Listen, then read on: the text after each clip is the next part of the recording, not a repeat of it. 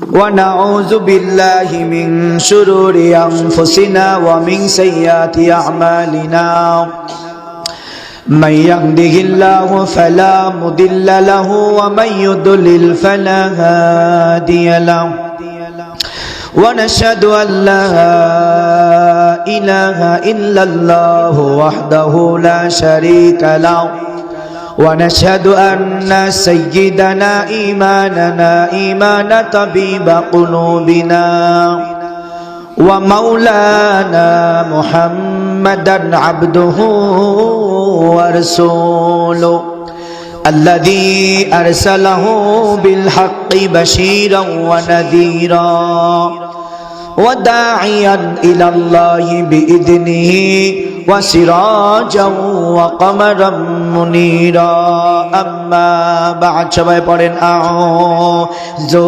বিল্লাহি মিনাশ শাইতানির রাজীম বিসমিল্লাহির রাহমানির রহিম ইন্নাল্লাহা ওয়া মালাইকাতাহু ইউসাল্লুনা আলান নবী ইয়া আইয়ুহাল্লাযীনা আমানু সাল্লু আলাইহি ওয়া সাল্লিমু তাসলিমা মুহাব্বতে পড়ি আল্লাহুম্মা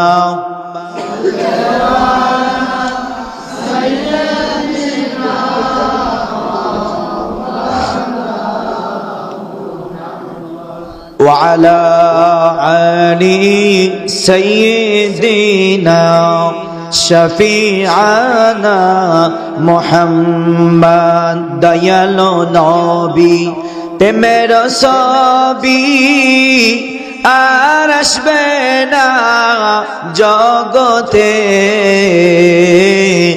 হাসর দিনে নবী বিনে কে তরাবে পুলসিরাতে আল্লাহুম্মা সাল্লি আলা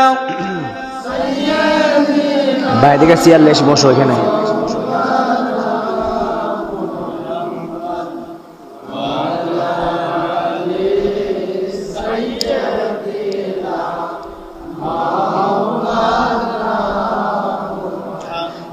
প্রশংসা আদায় করছি আল্লাহ তাআলার দরবারে দীর্ঘ 3 মাস পর আপনাদের সামনে বসে এবং হুজুরের দরবারে এসে হুজুরের ছোট ছেলে মাহবুবের দাওয়াতে আল্লাহ পাক আমাদেরকে এই মুহররম মাস দামি মাসে বসার এবং হুসাইন এবং মুহররম সম্পর্কে আলোচনা শোনার তৌফিক আল্লাহ পাক অসংখ্য মানুষের মধ্য থেকে আমাদেরকে যাচাই বাছাই করে আল্লাহ আমাদের এনেছেন ওই আল্লাহর দরবারে শুকরগুজার হচ্ছি সকলে পড়ছি আলহামদুলিল্লাহ প্রাণ খুলে বলছি সুবহানাল্লাহ আল্লাহু আকবার অতঃপর দরুদ শরীফ প্রেরণ করছি সৃষ্টির সেরা মহামানব যার চেহারার দিকে যদি কেউ স্বপ্ন যোগেও কারো দর্শন হয় ওয়াজাবাত লাহুল জান্নাহ আল্লাহ পাক ওই ব্যক্তির জন্য জান্নাত ওয়াজিব করে দেন সুবহানাল্লাহ সেই নবীর উপরে অন্তর থেকে সকলে দরুদ শরীফ পাঠ করছি সকলে পড়ছি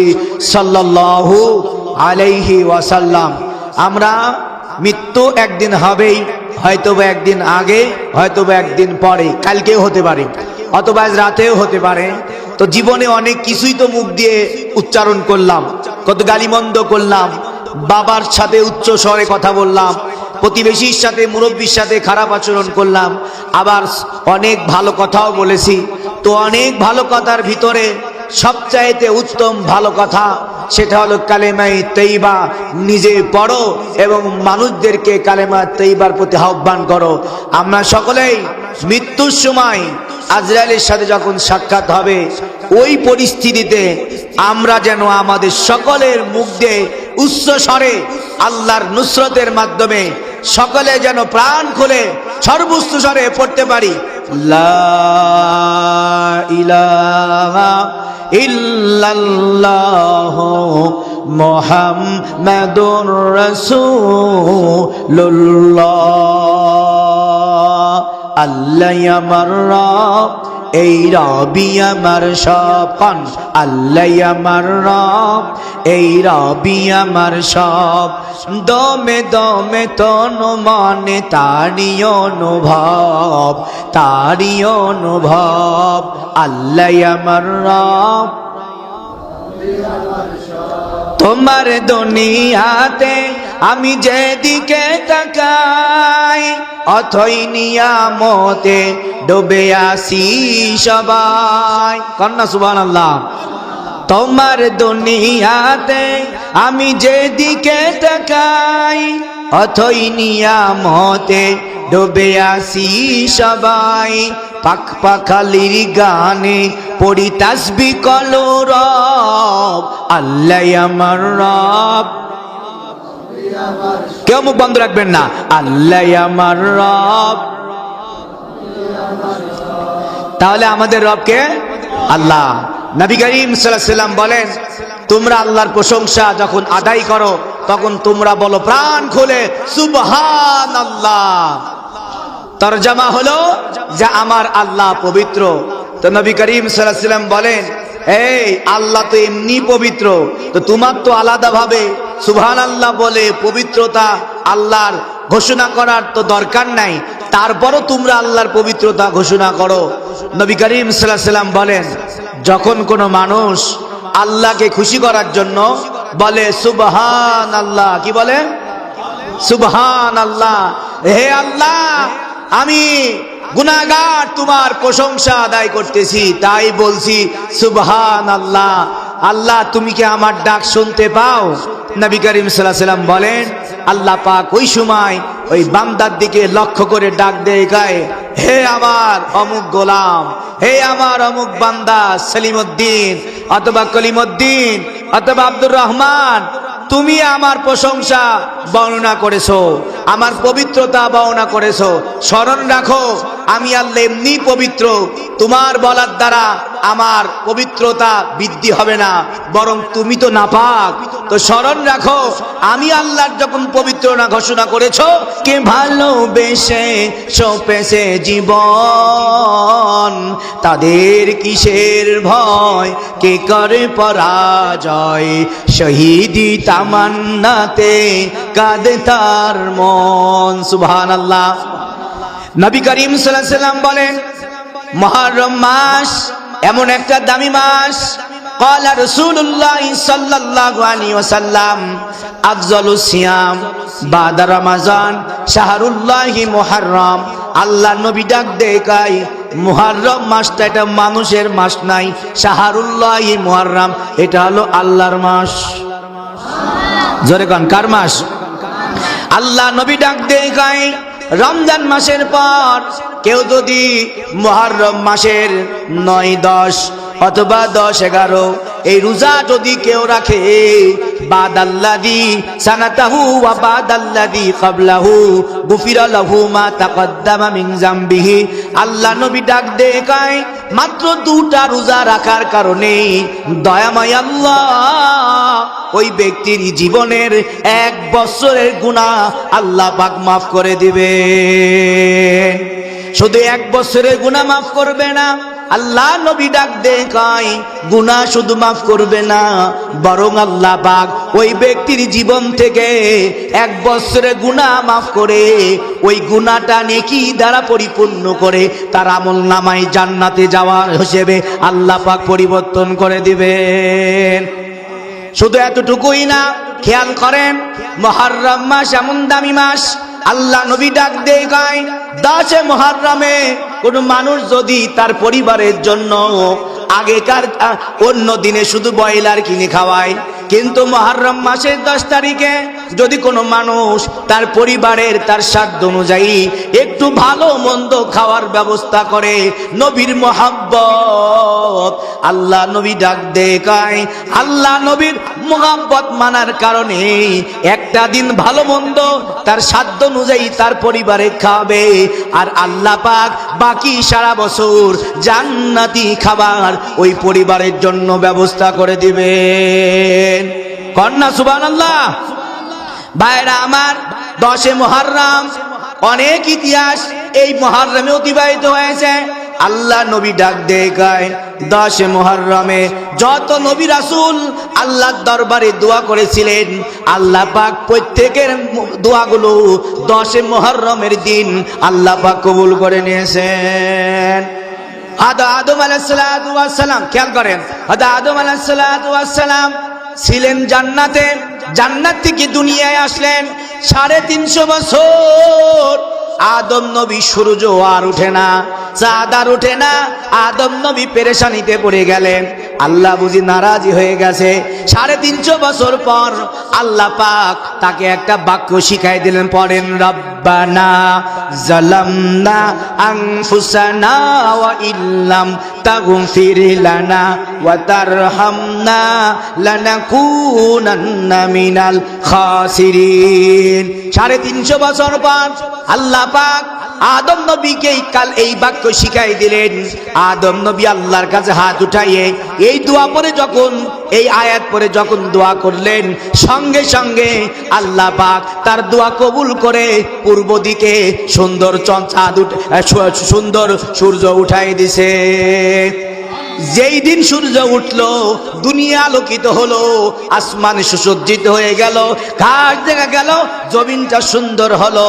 ওই দিনটাই ছিল 10 মুহররমের দিন। আদম নবী দোয়া কবুল হলো। এতটুকুই না, মূসা নবীকে আল্লাহ পাক দুনিয়ায় অনেক মুজিজা দান করেছিলেন, কিন্তু মূসা নবী ডাক দেয়, আল্লাহ গো, অডিও ভাবে তোমার সাথে কথা কই, জিব্রাইল এসে তোমার কথা পৌঁছায় দেয়, মন ভালো লাগে না, একটু তোমার সাথে সরাসরি কথা বলবো। আল্লাহ কয়, আবদার যেহেতু করছো, আবদার কবুল করে নিলাম। সুবহানাল্লাহ। মূসা নবী চলে গেলেন তুর পাহাড়ে, আল্লাহর সাথে কথা বললেন, বন্ধুর মতো আচরণ হয়, বন্ধুর মতো কথা বলে। আল্লাহ ডাক দেয় গায়, আমি আল্লাহর সাথে যেহেতু মূসা আজ থেকে কথা বলা শুরু করছো, তোমার নাম এখন শুধু মূসা না, তোমার নামের সাথে টাইটেল আমি আল্লাহ কালিমুল্লাহ দিয়ে দিলাম। ওই যেই দিন আল্লাহর সাথে মূসা নবীর অডিও কলে সরাসরি কথা হয়, ওই দিনটাই ছিল 10 মুহররমের দিন। কন্যা সুবহানাল্লাহ। মূসা নবীর দোয়া আল্লাহ কবুল করলেন। আমাদের জাতির পিতা ইব্রাহিম হুয়া সাম্মাকুমুল মুসলিমিন, ইব্রাহিম নবী যখন নমরুদকে বলল, নমরুদ এক আল্লাহকে বিশ্বাস করো আর আমাকে নবী হিসেবে মানো, নমরুদ ডাক দেয় গায়, আমি খোদা, তোমাকে মানার সময় নাই। ইব্রাহিম ডাক দেয় গায়, তুই কখনো খোদা হতে পারিস না, খোদা একজন যিনি জন্ম দেয়, মৃত্যু দেয়, আর সূর্য উঠায়, সূর্য ডুবায়, তিনি আমার রব আল্লাহ। নমরুদের মাথা গরম হয়ে গেল, এই মাটি খনন কর, আগুনের ফুলকি ঢেলে দে, সমস্ত কাঠ জ্বালায় দে। কাপা আগুনের উত্তাপ্ত এত পরিমাণ হলো, উড়ন্ত পাখি ডুবে ডুবে নমরুদের কঙ্গারের মধ্যে পড়া শুরু হলো। এবার ইব্রাহিম নবীকে ফেলে দেয়া হলো। আল্লাহ তাআলা ফেরেশতাদেরকে ডাক দিলেন, যাও বাতাসের ফেরেশতা যাও, আগুনের ফেরেশতা যাও, ইব্রাহিমকে বলো তোমার সাহায্য লাগবে কিনা। ইব্রাহিম ডাক দেয় গায়, তোমাদের সাহায্য লাগবে না, বরং আল্লাহ যে আগুন, নমরুদ যে আগুনের মধ্যে আমাকে ফেলাবে, ওই আগুনের আল্লাহ স্বয়ং আমাকে বাঁচাই দিবে। আল্লাহ তাআলা, ইব্রাহিম নবী আল্লাহর উপর ভরসা করলেন, আল্লাহর কাছে সাহায্য চাইলেন, আল্লাহর কাছে দোয়া করলেন। আল্লাহ পাক ওই আরশে আজিম থেকে ডাক দিলেন, কুলনা ইয়া নারকুনি বারদাও ওয়া সালামান আলা ইব্রাহিম। সঙ্গে সঙ্গে নমরুদের এই জ্বলন্ত আগুন ইব্রাহিম নবীর জন্য আল্লাহ পাক জান্নাতের বাগান বানায় দিলেন। जन्नत मिलेगी जाएगी चाहत रसूल की, चाहत रसूल की क्यों कर न मेरी दिल में हो उन पर रसूल की, उन पर रसूल की। जन्नत जन्नत मिलेगी जाएगी, जन्नत मिलेगी जाएगी, चाहत मोहम्मद की, चाहत रसूलों की। जोरे बोला जाबे ना या रसूल अल्लाह। ওই যেই দিন নমরুদের অগ্নিকুণ্ড থেকে ইব্রাহিমের জন্য জান্নাতের বাগান বানাই দিল, ওই দিনটাই ছিল 10 মুহররমের দিন। আর জোরে কর না সুবহানাল্লাহ। খিদিকে মেলা লাগি গেছে নাকি? কতক্ষণ না কেন তবারক হচ্ছে, চিন্তার কোনো কারণ নাই, দরকার নাই। আমি আর হাবি হুজুরের তবারক আপনাদের দিয়ে যাবো। কারণ আল্লাহু আকবার, তাও কয় আল্লাহু আকবার, সুবহানাল্লাহ কম। খারাপ লাগছে নাকি? চলবে না থাকবে? চালালেই চলবে ইনশাআল্লাহ। ভাইরা আমার, সংক্ষিপ্ত সময় আলোচনা শেষ করবো। আমার আরেক বন্ধু এই আমার সাথে ভালো বক্তা বসে আছে চুপচাপ, যখন ফুটপিন তখন দুজন বোম বাস্টিং হবে। সুবহানাল্লাহ কোন। ভাইরা আমার, 10 মুহররম আল্লাহ নবী ডাক দিয়ে গায়, এই খেয়াল করেন, আল্লাহ নবী ডাক দিয়ে গায় 10 মুহররম সবচাইতে মুসলমানের জন্য দুঃখের বিষয় হলো হুসাইনের কল্লা আলাদা করে শহীদের মর্যাদা আল্লাহ পাক তাকে দান করেছিলেন। এখন খেয়াল করেন, আমি আবু হুরায়রা রাদিয়াল্লাহু তাআলা আনহুর একটা হাদিস বলতেছি। আর আবি হুরায়রা রাদিয়াল্লাহু তাআলা আনহু খরাজা রাসূলুল্লাহ সাল্লাল্লাহু আলাইহি ওয়াসাল্লাম মাহু হাসান ওয়াল হুসাইন। আবু হুরায়রা ডাক দিয়ে কয়, আমরা মসজিদে নববীতে বসে আছি, হঠাৎ করে কলিজার টুকরা নাতি হাসান আর হুসাইন প্রবেশ করলো। আপনারাই বলেন তো, দুনিয়ার নাতি যখন নানার কাছে আবদার করে, নানু ভাই বাজারে যাব, আমাকে তুমি নিয়ে যাও, তখন কি করে? নানু ভাই আঙ্গুলটা মিলায় দাও, নাতি আমার আঙ্গুল ধরো, চলো তোমাকে আমি বাজারে নিয়ে যাব। অথবা কি করে? নাতি সামনে থাকে, নানা পিছনে পিছনে যায়, তাকে পাহারা দেয়। অথবা নানা সামনে যায়, নাতি পিছনে যায়। এটা হলো আমাদের দুনিয়ার নানা নাতির কারবার। কিন্তু মুহাম্মাদুর রাসূলুল্লাহ সাল্লাল্লাহু, আবু হুরায়রা ডাক দিয়ে কয়, মুহাম্মাদুর রাসূলুল্লাহ তিনিও ছিলেন নানা। দুনিয়ার সমস্ত নানা নাতির মহব্বত যদি এক দাড়ি পাল্লায় দেয়া হয়, মুহাম্মদের মতো এইরকম নানাই জমিনে খুঁজে পাওয়া যাবে না। আবু হুরায়রা ডাক দিয়ে কয়, নতুন পান আজকে শুনে যান। আবু হুরায়রা রাদিয়াল্লাহু তাআলা আনহু বলেন, আমরা বসে আছি, হুসাইন আর হাসান দুইজন মসজিদে নববীতে আসলেন। আল্লাহর নবী আমাদেরকে কোরআন পড়ে শোনায় দিয়েছিলেন। হঠাৎ করে আল্লাহর নবী বয়ান বন্ধ করে দিলেন। এরপরে আবদার করলো, নানু ভাই আমরা হাসান আর হুসাইন, আমাদের কি চিনো? নবীজি ডাক দিয়ে গায়, তোমাকে খালি আমি কেন চিনবো, বরং সমস্ত ফেরেশতারা তোমাকে সম্মান দেয়। হাসান আর হুসাইন রাদিয়াল্লাহু তাআলা আনহু তখন আল্লাহর নবীর কাছে আসলেন। আল্লাহর নবী হাসান আর হুসাইন আল্লাহর নবীর কাছে আবদার করলো, নানু ভাই আমাদের বাজারে নিয়ে যাও, খেলার মাঠে নিয়ে যাও। কি মনে করছেন? আঙ্গুল ধরে নিয়ে গেছে, সামনে নিয়ে গেছে, পিছনে নিয়ে গেছে। আবু হুরায়রা ডাক দিয়ে কয়, কথা শেষ হবে যার যত কলিজার শক্তি আছে সুবহানাল্লাহ জোরে বলবেন। আবু হুরায়রা ডাক দিয়ে কয়, দুনিয়ার নানা তার নাতির আঙ্গুল ধরে নিয়ে যায়, অথবা সামনে নাতি হেঁটে যায়, অথবা নানার আঙ্গুল ধরে যায়। কিন্তু হুসাইনের নানা মুহাম্মদের আদর্শ কেমন জানো? কি পরিমাণ হুসাইনকে ভালোবাসতো, হাসানকে ভালোবাসতো। আবু হুরায়রা ডাক দিয়ে কয়, আল্লাহর নবী সামনেও ধরে নাই, পিছনেও ধরে নাই, বরং আল্লাহর নবী হাসান এবং হুসাইনের আবদার করার সঙ্গে সঙ্গে দুইজনাকে বুকে জড়ায়া ধরা কাদের উপরে উঠাই নিলেন। জোরে কান্না সুবহানাল্লাহ।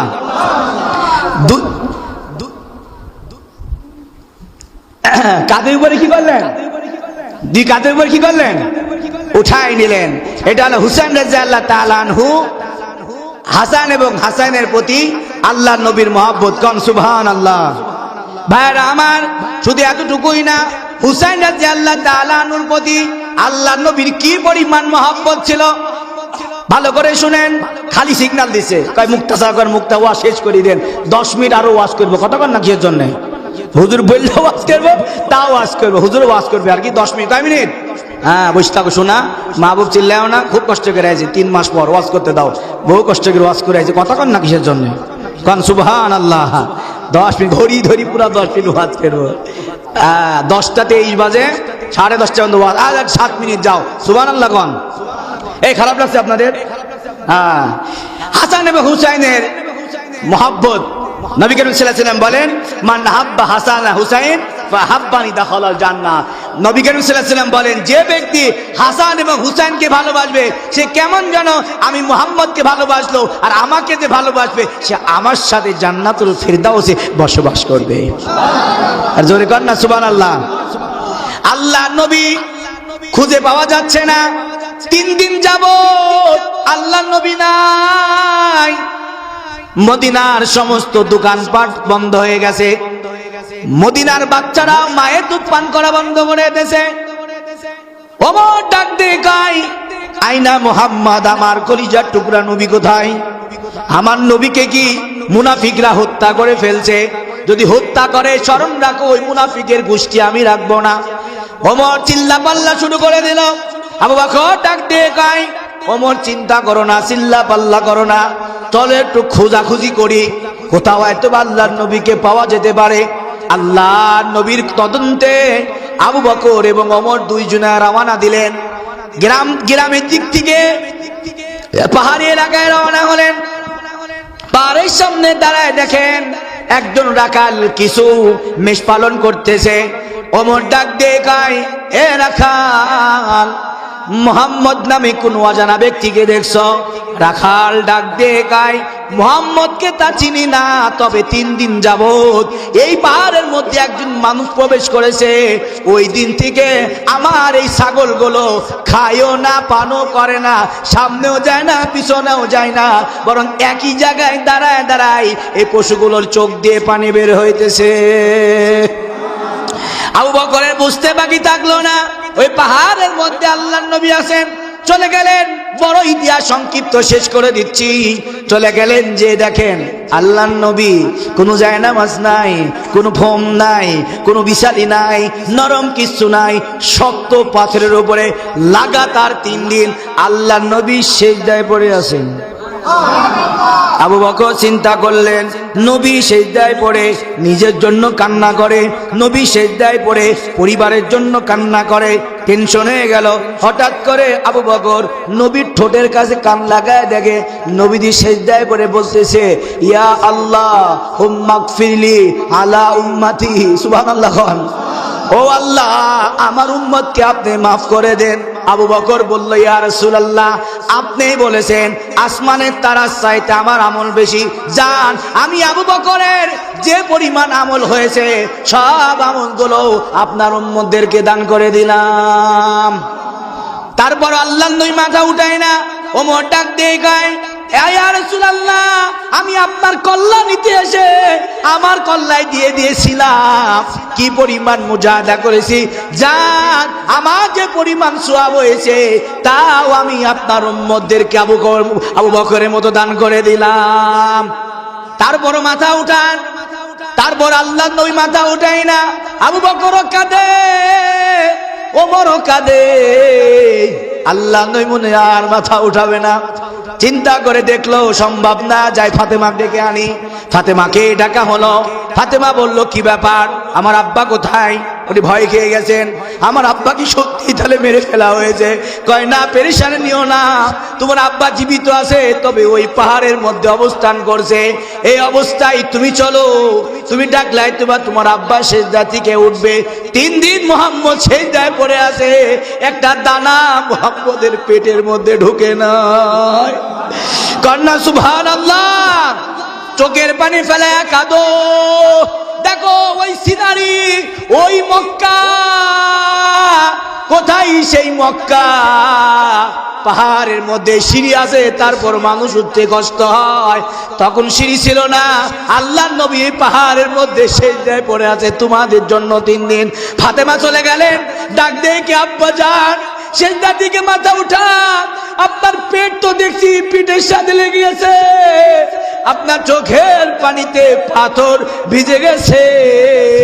আব্বা মাথা উঠান, আমি আপনার কাছে দোয়া করছি এবং ঘোষণা দিচ্ছি, আমার আব্বা আবু বকরের মতো, ওমরের মতো আমি ফাতেমারও জিন্দেগীর সব আমল আপনার উম্মতদেরকে দান করে দিলাম। আল্লাহ নবী তাও মাথা উঠায় না। তখন ফাতেমা বুঝতে পারলো আমার এই আব্বার এই কষ্ট থেকে, এই পরিস্থিতি থেকে দুইজন ব্যক্তি পারবে আল্লাহ নবীর সিজদা থেকে মাথা উঠাইতে, তিনি হলেন হাসান আর হুসাইন। জোরে কান আল্লাহু আকবার। আল্লাহ নবী সিজদায় বসে আছেন, আল ফাতেমা ডাক দিয়ে কয়, ইয়া রাসূলুল্লাহ আব্বাজান। আবু বকর আমল দিল, আপনি মাথা উঠাইলেন না। ওমর আমল দিল, মাথা উঠাইলেন না। আমি ফাতেমা আমল দিলাম, তাও মাথা উঠাইলেন না।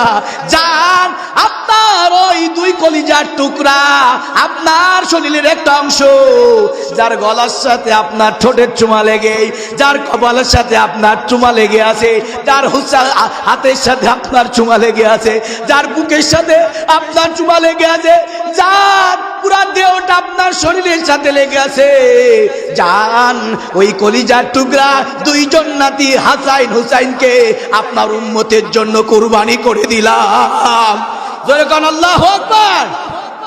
আল্লাহ নবী মাথা উঠাইলেন, বয়ান শেষ, মাথা উঠায় ডাক দিয়ে কয়, এ ফাতেমা কি দোয়া করলা? হাসান হুসাইনের শহীদের দোয়া করেছো, এই মুহূর্তে আল্লাহ পাক তোমার দোয়াটা কবুল করে নিয়েছেন। এটা জোরে কন্যা সুবহানাল্লাহ। নবীজির জান্নাতে, নবীজির জান্নাতে মদিনাতে যাই, চলো নবীজির জান্নাতে মদিনাতে যাই, চলো নবীজির জান্নাতে মদিনাতে যাই। কে কে যাবি মদিনায়, মদিনাতে কাঁদে নবী উম্মতের মায়ায়। কে কে যাবি মদিনায়, মদিনাতে কাঁদে নবী উম্মতের মায়ায়। দিন রজনী কান্দেন নবী, দিন রজনী কান্দেন নবী উম্মতের মায়ায়, চলো নবী জির জান্নাতে মদিনাতে যায়। সুবহানাল্লাহ। মদিনা যাইতে মনে চাই? হ্যাঁ, আলহামদুলিল্লাহ। আমার জন্য দোয়া করেন। আপনাদের এলাকায় জামাই, আমি আপনাদের দোয়াই, হুজুরের দোয়াই, আগামী 24 তারিখে বাংলাদেশ থেকে মদিনায় আমি যাব। আল্লাহু আকবার। আল্লাহ আমারে কবুল করছে, মক্কা মদিনায় যাব। আল্লাহ অনেক দিনে আশা ছিল যে আল্লাহর কাবা ঘর দেখবো, বুকের সাথে জড়ায় ধরবো, আর যখন নবীজির রওজার পাশে যাব তখন বেহুশ হয়ে পড়ে যাব। বলবো, ইয়া রাসূলুল্লাহ, ওই বারাদি খানকায় বসে আপনার জন্য কত স্মরণ করেছি, আপনার উপরে কত দোয়া করেছি, কত দরুদ শরীফ পড়েছি, আর সেই পাগলা আপনার পাশে এসে হাজির হয়ে গেছে। আল্লাহ পাক আপনাদের সকলকে সেই মক্কা মদিনা যাওয়ার তৌফিক দান করে বলেন আমিন। আর আমিও আপনার জন্য দোয়া করি, আল্লাহ পাক যেন আপনাদের সকলকে কাবা ঘর না দেখাইয়া, নবীর রওজায় সরাসরি সালাম না পৌঁছাইয়া মৃত্যু যেন না দেয়। আসসালামু আলাইকুম।